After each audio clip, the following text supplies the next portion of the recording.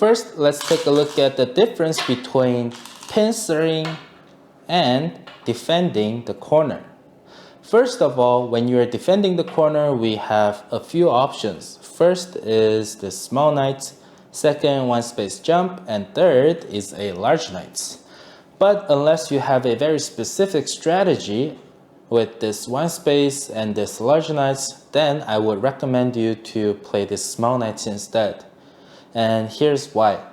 If you play this one space jump, at any point, white can invade your 3-3.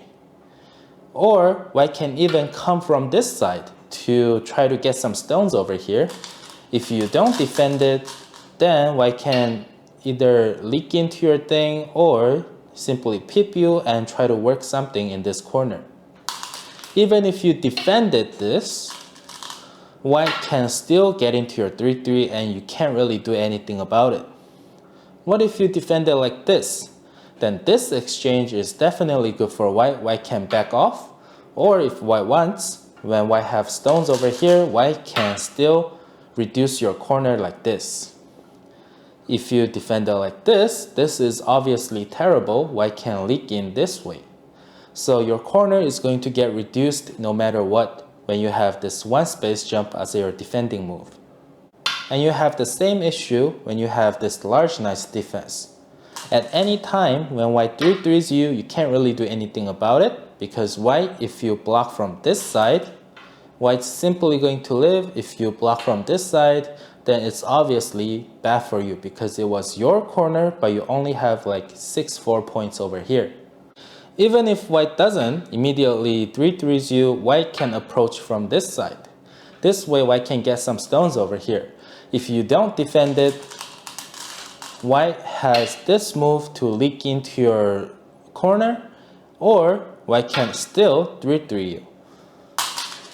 If you defend it once, although this weakness is gone, but 3-3 is still wide open. What if you defend like this? This is still open. If you defend like this, white can use this to get some influence out there. So unless you have a very specific strategy to work with your one space or large knights, then I would recommend you to simply defend with the small knights. And defending with the small knights is saying three things. First, I'm going to expand toward that side.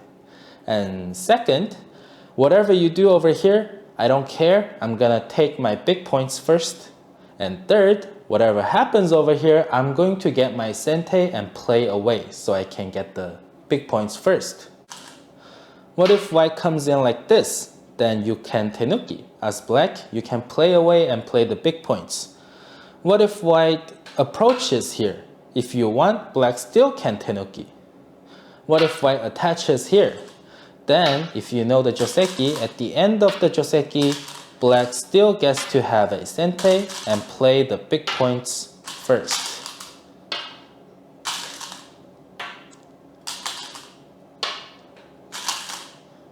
From here, black can play away. I mentioned earlier that small knight's defense is also saying whatever you do over here, I am going to tenuki, which means, let's say we have a stone over here. If white 2 space extensions, black doesn't go back and apply pressure on these 2 stones. If you wanted to apply pressure on these 2 stones, then you should have pincered this stone in the first place. You don't go defend and let him settle and then come back to apply pressure on these 2 stones, because that's too slow and this stone later gets really awkward. So if white 2 space extensions, you just play away. It's same with the 3 space extension over here too. I see some people likes to make this exchange, but this is a terrible exchange. First of all, white got stronger and white doesn't have to worry about the invasion over here anymore. And at any point, black has an invasion over here. If black answers, 3-3 is still open and white has sente.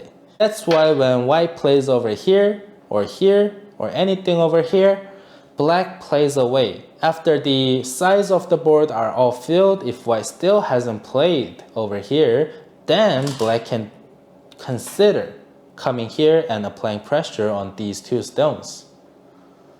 Let's talk about pincering. The pincer, the biggest difference is when you pincer your opponent, it's usually difficult to get a sente at the end of the Joseki. But in some rare cases, you still get to have your sente. Let's say if white invaded into your 3-3, then you still have the sente at the end. Another thing about pincering is, if possible, you only pincer when you have your stone on the opposite side, like this. If this stone is a white stone, then you just settle with your small knight's defense. You don't go back and pincer this stone because there's another white stone waiting for this stone on the other side. And let me show you why this is important. When you have your own stone over here, and even if white turns around and takes your corner like this, this is a very popular Joseki, like this. Hane is back, hane, extend, and jump. If you take a look at this, it was black's corner. Black should have more than white in this corner. But white got about 10 points and this shape is about 5 points. So this is a good exchange for white. But since we have a stone over here, we're starting to form a moyo or something over here. So we have a better potential to make even more than 10 points in this area. But what if this stone is a white stone? Then this group's growth potential is limited to only this area. Even if you play here and white defends and you try to grow your moyo, this is still a very loose moyo. At any time, white could shoulder hit you. If not, white can loosely reduce you from here or even from here. And black doesn't have a lot of points actually.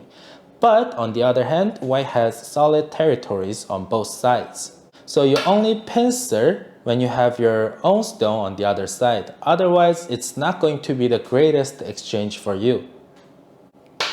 Let me show you another example. What if white jumps over here? Of course, you're going to answer first.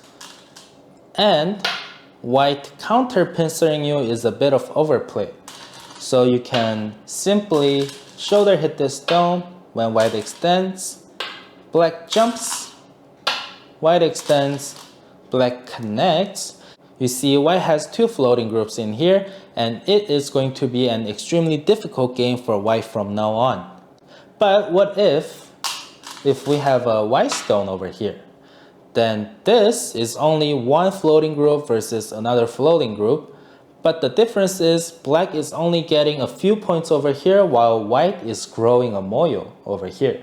So if you pincered with your stone on the other side, then you get to turn this game into your winning game.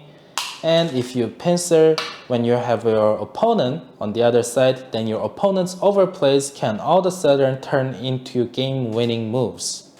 I know I'm saying this a lot in this video, but you have to remember, because I see a lot of people do it, you only pincer when you have your own stone on the other side of the board. If your opponent's stone is over here, then you simply go back and answer with the defensive move. Even if this kind of tragedy didn't happen, even this exchange is not great for you because you instantly limited your growth potential to from here to here, and it is also kind of easy to reduce over here. To sum it up, when you defend like this, it's like saying I'm going to go that way, whatever you do over here, I don't care, and I'm going to get my sente whatever happens over here. When your opponent settles, you don't go back and apply pressure on these stones. You play the big points first. If you wanted to apply pressure on these stones, then in the first place, you should have pincered it. When you pincer, you have to make sure the opposing side have your own stone. Otherwise, this game can get awkward.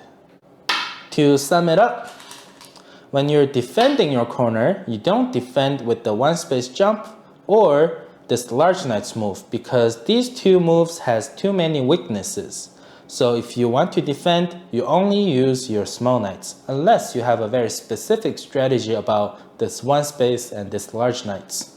If not, simply defend with the small knights. And this defense is also saying I'm going to grow this way, and whatever happens over here, I'm not going to touch you, and whatever happens in the corner, I am going to get my sente at the end and play the big points of the board. Which means, even if I place this, you don't come back and apply pressure on these two stones. Same with the two space extension too. You don't come back and apply pressure on these two stones. If you wanted to apply pressure, then you should have pincered this stone in the first place. And when you're pincering your opponent, you have to make sure the opposing side has your own stone. If you don't have your stone over here, then at the end of the exchange, you lost points and you have very limited growth potential.